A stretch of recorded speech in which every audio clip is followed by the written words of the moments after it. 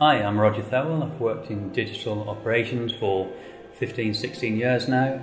I co-founded a successful digital agency called MOOC, and we latterly sold to Sapient Nitro, and I've had the good fortune to work across pure play digital, integrated, UX and branding agencies as well. So I've got a wealth of experience across a number of different channels.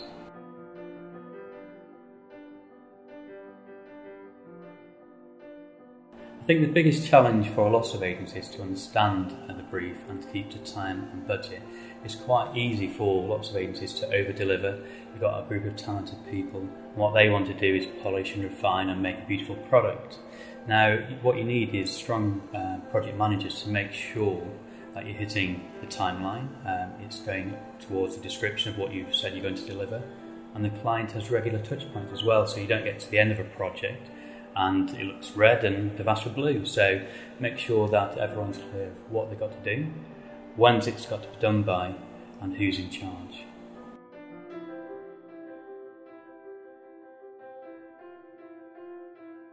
I'd say it's important to have a strong management team on board.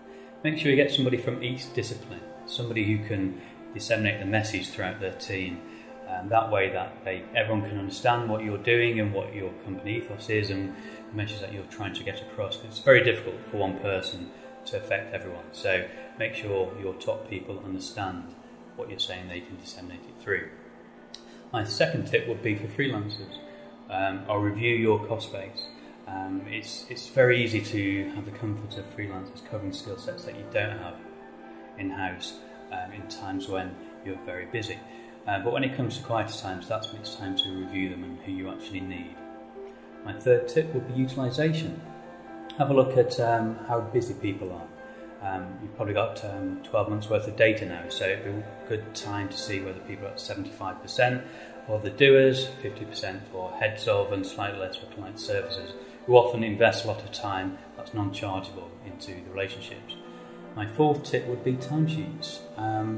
It's a very boring task, people often forget about it, it can just take a short amount of time, but it does give you a wealth of great data to see where your clients' main spend is, where you should be investing in, which skill sets are the ones that are utilised all the time. So make sure people do timesheets, get it up to date, coming up to the end of the year, good time for review.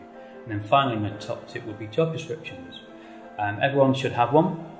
Quite often there's an overlap between AMs, PMs, for example. Make sure nothing falls through the gaps or being duplicated. So make sure people understand what's being expected of them, and that way people can do the jobs really well.